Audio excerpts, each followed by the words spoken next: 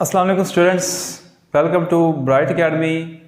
My name is Khalid Riyan. तो बेटा last class में हमने करंट इलेक्ट्रिसिटी के 15 एमसीक्यू जो है वो सॉल्व कर लिए थे। तो आज हम स्टार्ट करते हैं एमसीक्यू नंबर 16। तो देखिए आपको शो हो रहा है, पढ़े इसे क्या लिखा हुआ है। तो बेटा यहाँ पर लिखा हुआ है कि the resistance of a conductor through which a current of 1 ampere is flowing when a potential difference across it and is 1 volt. यानी एक कंडक्टर है जिसमें 1 एम्पेयर का करंट फ्लो कर रहा है और उसके कंडक्टर के क्रॉस जो वोल्टेज की वैल्यू है वो 1 वोल्ट है। तो बताएं उस कंडक्टर में जो रेजिस्टेंस ऑफर हो रही है उसकी वैल्यू क्या है। बेटा याद रखें, हमें पता है V इज इक्वल टू क्या होता है, आई आर, और R इक्वल टू हमारे पास होता है V over I. It means कि जब 1 वोल्ट पोटेंशियल डिफरेंस आप प्रोवाइड करेंगे तो उस कंडक्टर क्रॉस जो करंट फ्लो होगा वो कितना होगा जी, 1 एम्पेयर का, ये बताया गया है। तो उस वक्त इसकी जो रेजिस्टेंस होती है ना वो आपके पास इक्वल होती है 1 ओम के। ये आपने याद रखना, बहुत इंपॉर्टेंट है।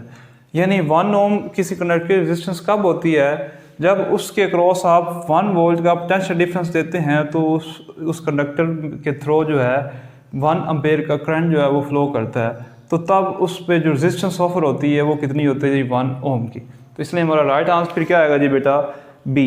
अगला देखें, the SI unit of the temperature coefficient of resistivity of a material। तो MCQ नंबर 17 का जो राइट आंसर बनता है वो है B पर कैलोन। तो ये आपको पता ही है कि आपने पढ़ा कि अल्फ़ा जो होता है वो किसके बराबर होता है जी, RT।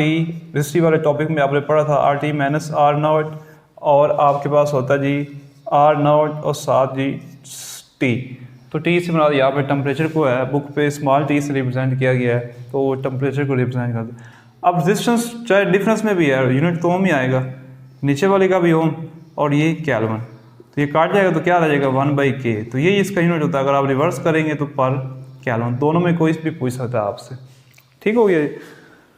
बेटा देखें MCQ number 18। The new prepaid ceramic materials have been found to be super conductor even at. यानी कुछ नए सिरेमिक मटेरियल जो हैं वो फाउंड हुए हैं और वो सुपर कंडक्टर्स हैं। इनमें से कौन से टेम्परेचर पे। तो बेटा देखें, सबसे पहले आपको पता होना चाहिए कि सुपर कंडक्टर्स होते क्या हैं। 1911 में कार्लिंग्स ऑन्स ने जो है वो स्टडी किया था मरकरी को। तो उसने ये कहा था कि जब हमारा टेम्परेचर जो है वो बिलो होता है किससे जी, 4.2 केल्विन से, तो तब जो वो मरकरी है उसकी जो रेजिस्टेंस है वो हो जाती है 0। तो रेजिस्टेंस 0 होने का मतलब ये है कि इस टेम्परेचर पर अगर रेजिस्टेंस 0 हो गया तो आप उस कंडक्टर में से जो भी करंट पास करेंगे पूरा फ्लो होगा, उसको कोई अपोजिशन नहीं होगी। इट मीन्स कि आपका पावर लॉस जो है वो 0 हो जाएगा।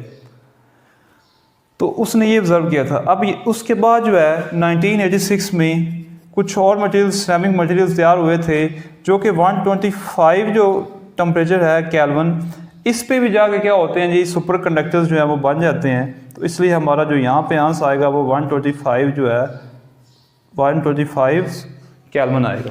तो राइट आंसर आपका होगा जी ए। तो अगला MCQ देखें बेटा, 3 resistors of resistance 2, 3, 6 ohm are connected in parallel then their equivalent resistance is। तो बेटा देखें, इसके लिए मैंने आपको जो है ना एक अलग वीडियो बनाई है रेजिस्टर और पैरेलल कम्बिनेशन की। तो उसमें मैंने प्रॉपर फार्मूले, शॉर्ट ट्रिक्स और कुछ क्वेश्चन सॉल्व कराए हुए हैं। तो आप जाके इस वीडियो के डिस्क्रिप्शन में लिंक दिया गया, वो ज़रूर देखें। उसके बाद आपको ये बहुत ईजी हो जाएगा। तो इक्विवेलेंट के लिए फार्मूला हमारे पास था 1/R1 plus 1/R2 plus 1/R3, 3 लगे हुए हैं। वैल्यू लिखिए 1/2 प्लस 1/3 और प्लस 1/6। तो एलसीएम लें बेटा। वहाँ पे मैंने ये बताया था कि जब रेजिस्टेंस की वैल्यू डिफरेंट हो तो तब कोई शॉर्ट फार्मूला नहीं होता, आपको डायरेक्ट ये लिखना पड़ेगा। तो ऐसे क्वेश्चन वैसे कम पूछे जाते हैं, ये बड़े इजी होते हैं। जैसे ये है, अब देखें 2 3 प्लस 3 2 और प्लस 1, तो ये बन जाएगा हमारे पास 6 डिवाइडेड बाई 6। तो आज क्या आएगा जी 1, लेकिन 1 नहीं है, ये 1/R इक्विवेलेंट का आज है। हमें सिर्फ R इक्विवेलेंट चाहिए। यहाँ पे बच्चे बहुत गलती करते हैं। आप इसको रिवर्स करेंगे, R इक्विवेलेंट आ जाएगा, उल्ट करेंगे तो ये 1/1 है तो वो 1 ही रहेगा, लिहाजा कोई फर्क नहीं पड़ेगा। तो ये हमारे पास आंसर आ जाएगा जी 1 ओम। तो यहाँ पे बेटा फिर राइट आंसर क्या है हमारे पास, वो है जी 1 ओम। ठीक हो गया जी। इसके बाद देखिए जी अगला क्वेश्चन।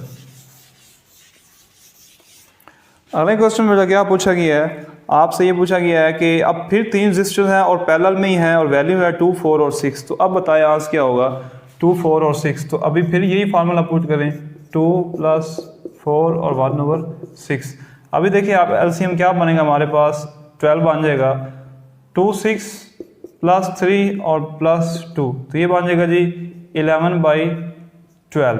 लेकिन हमारे पास ये क्या जी आर इक्विवेलेंट है, हमें क्या निकालना है, आर इक्विवेलेंट निकालना है, ना कि 1 और आर इक्विवेलेंट। तो लिहाजा हमारे पास आर इक्विवेलेंट जो है वो उल्ट हो जाएगा, तो ये बन जाएगा 12/11 ओम। ये बहुत ज़्यादा जो है वो कंफ्यूजिंग, ये भी आंसर दिया जाता है, ये भी दिया जाता है, तो आपने नोट रखना है कि आप ये क्या कर रहे हैं। ठीक हो गया, तो फिर आंसर क्या बनेगा हमारे पास, बी बनेगा। देखिए ए ऑप्शन भी दिया हुआ है ना। अगला बेटा है कि 21 दो रजिस्टर जब दिए हों और वो पैरेलल में हो, तो तब क्या करना है आपने। अब दो रजिस्टर पैरेलल में है तो यही फार्मूला जब आप लगाएंगे, ये इसको सॉल्व करेंगे तो आपके पास आर इक्विवेलेंट आ जाएगी, वैल्यू नहीं बताएगी।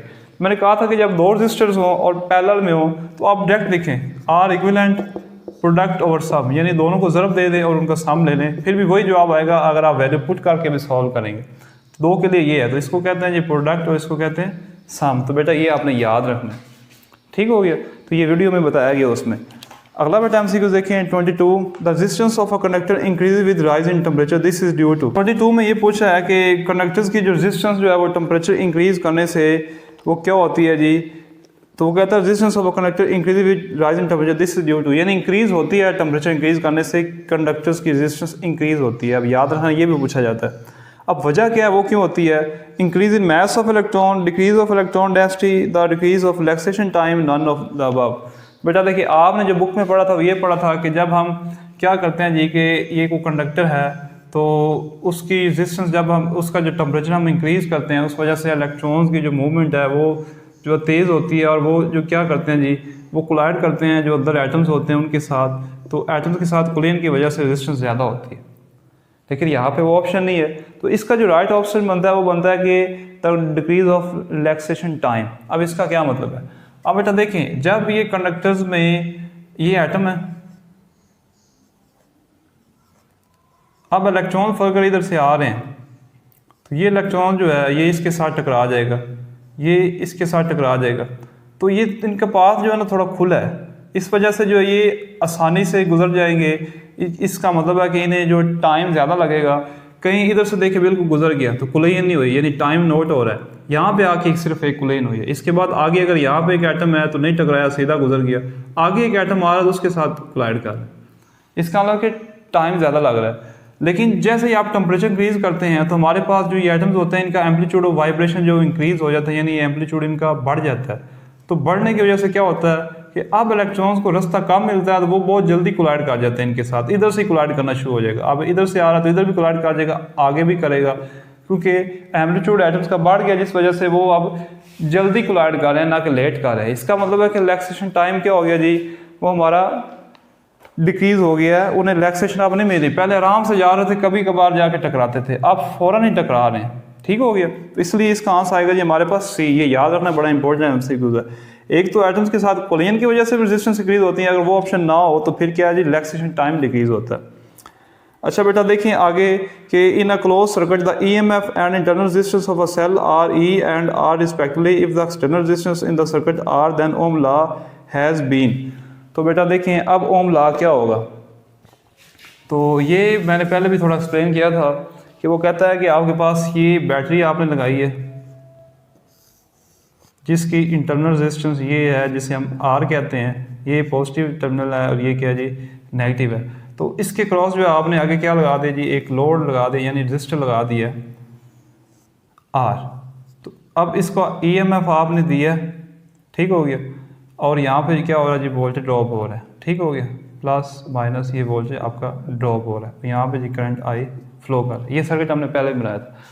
अब ये कहता है कि इसके अकॉर्डिंग ओम लॉ बताएं, यानी आपने बताना है ओम लॉ के अकॉर्डिंग करंट की वैल्यू बतानी है, आई की वैल्यू क्या होगी। तो बेटा देखें आई हमारे पास किसके इक्वल होता है, total voltage divided by total resistance. तो अब हमारे पास टोटल वोल्टेज ये है जो हम अप्लाई कर रहे हैं, टोटल, ये तो ड्रॉप हो रहा है ना, ये टोटल है। देखिए इसका मतलब कि आई बराबर होता है टोटल वोल्टेज, वो E और होता है जी टोटल रेजिस्टेंस। अब बेटा देखिए यहाँ पे टोटल रेजिस्टेंस कितनी है, यहाँ पे अगर आप गौर करें एक ये रेजिस्टेंस भी है और एक ये भी है, तो टोटल रेजिस्टेंस हमारे पास यहाँ पे क्या आ रही है जी R प्लस RR, ये ना कि सिर्फ अकेली आ रहा है, क्योंकि यहाँ पे भी कुछ वोल्टेज ड्रॉप हो रहा है जैसे हमने IR कहा था, तो इसका मतलब इस रेजिस्टेंस की तो वैल्यू थी ना, करंट ड्रा हो रहा है इस वजह से यहाँ पे भी हो रहा है। इट मीन्स हमारा आंसर क्या आएगा फिर E और R प्लस आर। तो राइट आंसर आपका बेटा फिर क्या बनेगा जी, वो बनेगा जी डी, आई बराबर है E over R plus R, यानी दोनों रेजिस्टेंस आपने काउंट करनी है। आगे बेटा देखिए 24 MCQ आपके पास है, उसमें क्या पूछ रहा है आपसे। 24 में आपसे पूछ रहा है कि which one of the following is the unit of potential gradient. तो आपने पढ़ा पोटेंशियल ग्रेडियंट जो होता है वो क्या होता है जी, minus del V over del R. तो इसका यूनिट वोल्ट और इसका जो है वो मीटर, तो ये बनेगा जी वोल्ट पर मीटर। तो यहाँ पे बेटा आपका जो राइट आंसर आएगा वो क्या आएगा जी, सी वोल्ट पर मीटर। ठीक हो गया जी। आगे देखिए, आगे बेटा हमारे पास है सेकेंडरी सेल्स आर, कि सेकेंडरी सेल्स क्या होते हैं। तो आपको पता ही है प्राइमरी सेल्स और सेकेंडरी में फ़र्क। प्राइमरी वो होते हैं जो कि रिवर्सिबल जो है इरिवर्सिबल रिएक्शंस की वजह से होते हैं, और वो जो है वो क्या होते हैं जी, वो डिस्चार्ज हो जाएं तो दोबारा चार्ज नहीं होते। लेकिन हमारे पास जो सेकेंडरी सेल्स होते हैं ये रिचार्जेबल होते हैं। ठीक हो गया ना, तो रिचार्जेबल होते हैं, इसलिए हमारा राइट आंसर क्या बनेगा जी, बी, यानी सेकेंडरी सेल्स आर रिचार्जेबल। ठीक हो गया। सेल्स जो प्राइमरी होते हैं वो अल्कलाइन बैटरीज वगैरह होती हैं, और जो रिचार्जेबल होती है ये निकल कैडमियम बैटरीज वगैरह जो होती हैं, जो दोबारा रिचार्ज हो जाती हैं, जैसे कि मोबाइल्स में होती हैं दोबारा चार्ज हो जाती हैं, वो हैं। और दूसरे जो सेल होते हैं सिंपल प्राइमरी, वो होते हैं जो खिलौनों में हम यूज़ करते हैं, जो कि एक दफ़ा ख़त्म हो जाए तो हम, या टाइम फीस में हम यूज़ करते हैं, जो टाइम जैसे ही वो मतलब सेल ख़त्म होता है तो हमें निकाल के नया डालना पड़ता है, वो प्राइमरी होते हैं। और ये मोबाइल्स वाले ये क्या होते हैं जी, ये सेकेंडरी होते हैं। ठीक हो गया जी। तो इस पे भी जो है ना ये बैटरीज से रिलेटेड मैं एक वीडियो बनाऊंगा जिसमें आपको पूरा बैटरीज का एक्सप्लेन किया जाएगा, बैटरीज कैसे वर्क करती हैं, प्राइमरी सेकेंडरी सेल में क्या फ़र्क है और कैसे कैसे ये बनती हैं। आज दो आपने केमिस्ट्री में ये पढ़ा होगा। अच्छा जी, आगे है जी, if 3 resistors are connected parallel to each other then their equivalent resistance is, यानी बेटा 3 रेजिस्टर वो कहता है कि पैरेलल में हैं तो उसकी इक्विवेलेंट रेजिस्टेंस जो है वो क्या होगी। अब ऑप्शन क्या दिए हुए हैं पहले वो देख लें, कि greater than the larger individual resistance, less than the larger smaller individual resistance, equal to larger value equal to smaller. अब पैरेलल में हैं, देखिए बेटा ये मैंने समझाया था कि सीरीज में हो तो इक्विवेलेंट जो होती है वो क्या होती है। फर्ज करें हमारे पास 3 लगे हुए, R1 plus R2 plus R3, इसका मतलब है कि इसकी वैल्यू फर्ज करें 3 है, इसकी 5 है, इसकी 7 है, जो इक्विवेलेंट आएगी वो कितनी बनेगी, 5 और 3 8 15 बनेगी ना। तो ये इक्विवेलेंट 15 है। तो अब ये 15 वैल्यू देखिए हर इंडिविजुअल वैल्यू से बड़ी ही है। ये 15 3 से भी बड़ी है, 5 से भी बड़ी है और 7 से भी बड़ी है। लेकिन जब बेटा आप क्या करेंगे, इसको पैरेलल कॉम्बिनेशन देखेंगे तो ये बन जाता है R equivalent equal to 1 over R1 plus 1 over R2 plus 1 over R3।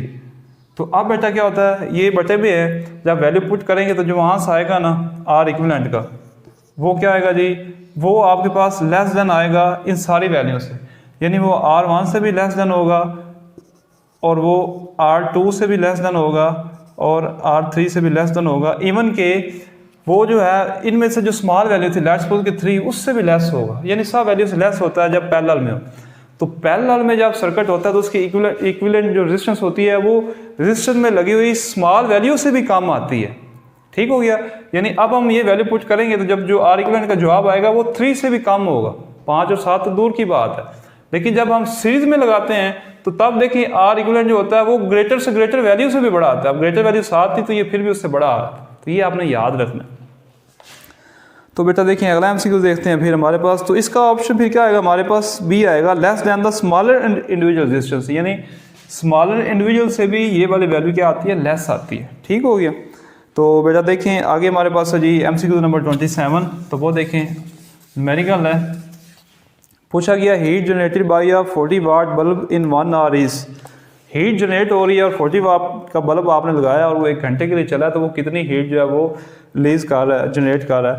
बेटा देखिए हमें पता है हीट के लिए हमने फार्मूला पढ़ा था H=I²R और T। तो बेटा यहाँ पे देखिए आपके पास जो है R की तो वैल्यू नहीं दी गई, लेकिन हमें पता है कि I²R किसके इक्वल होता है, पावर के। पावर का फार्मूला होता है ना I²R, और ये T आ जाएगा, इसमें इट मीन्स कि H बराबर आ जाएगा जी PT। P की वैल्यू कितनी दी है 40, और टाइम कितना दिया गया जी आपके पास, वो है 1 घंटा। तो 1 घंटा में कितने मिनट होते हैं जी, सॉरी 1 घंटा में कितने मिनट होते हैं जी, 1 घंटा में होता है जी 60 मिनट। और इसको हमने चूँकि सेकंड में करना है तो 1 मिनट में कितने 60 सेकंड होते हैं। तो जब आप इसको बेटा मल्टीप्लाई करेंगे तो आपके पास आंसर आएगा जी 144 और ये आ जाएगा जी जूल, इतनी एनर्जी जो है। तो ऑप्शन नंबर सी जो है वो आपके पास जो है वो करेक्ट होगा। ठीक हो गया। इस तरीके से आपने सॉल्व कर लेना, और ये इंपॉर्टेंट फार्मूला है।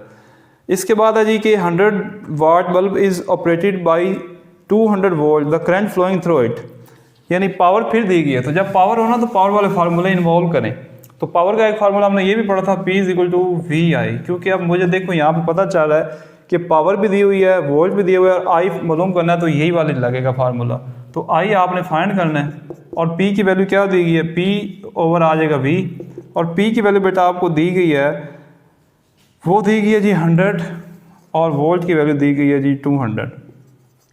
तो बेटा देखें इसको कैंसिल आउट करें, ये 2 0 से 2, तो ये बन जाएगा जी I 0.5 एम्पियर करंट जो है उसमें से फ्लो करेगा।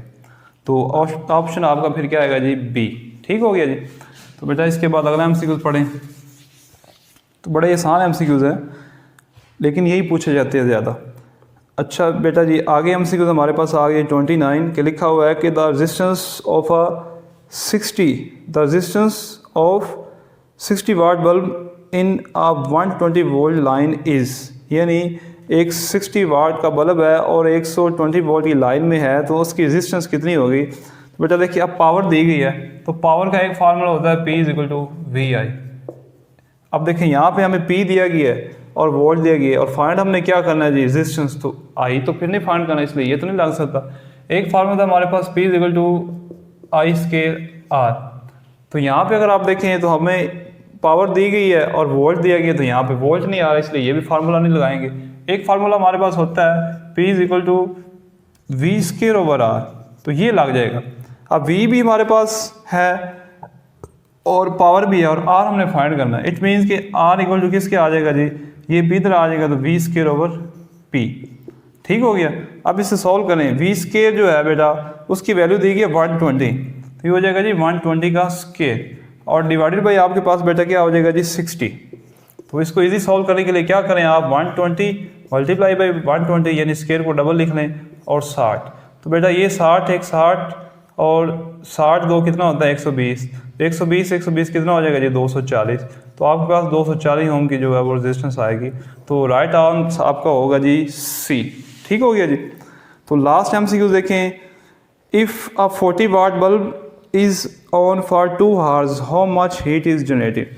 बेटा आपने ये बताना है कि 40 वाट का जो बल्ब है वो क्या कर रहा है जी, वो 2 आवर्स के लिए चला है तो वो कितनी हीट जनरेट करेगा। तो फिर कौन सा फार्मूला लगेगा हमारे पास, वही जो पीछे हमने लगाया हीट वाला, H इक्वल जो हमारे पास होता है आई स्केयर आर टी, आपने करंट का हीटिंग फैक्ट पढ़ा था उसमें ये है। तो आई स्केयर आर P है और ये क्या जी T है। तो वैल्यू पुट करें, P की वैल्यू बेटा आपके पास कितनी है जी 40 और आगे हमारे पास 2 हार्स है तो 2 और हार्स आपको कहा है कि हार्स में कितने होते हैं जी 60 क्रॉस 60। तो बेटा इसे हल कर लें तो क्या बनेगा हमारे पास, इसको हल करने से आपके पास जो आंसर बनेगा वो आई थिंक बनेगा जी 288 क्रॉस 10⁻3। तो बेटा आपको अगर ये वीडियो पसंद आई है तो आपने क्या करना है जी, इसको लाइक करना है और चैनल को सब्सक्राइब करना है और ये वीडियो जो है आपने अपने दोस्तों को भी शेयर करनी है, ख़ास तौर पे वो बच्चे जो अभी FSC पार्ट 1 या 2 में हैं, ताकि वो टाइमली इनको देखते रहें और जो है अपने कंसेप्ट को स्ट्रॉन्ग कर सकें। इसके अलावा आप तैयारी कर रहे हैं तो आप भी इनको फोकस होकर करें इंशाल्लाह। इससे ज़्यादा मुश्किल क्वेश्चन जो है वो नहीं पूछे जाते, ये भी काफ़ी टफ क्वेश्चन है, आसान नहीं है, कुछ ईजी हैं कुछ मुश्किल हैं, तो ऐसे ही पेपर में पूछा जाता है। तो उम्मीद है कि आप जो है मेरी बात पे अमल करेंगे। Thank you.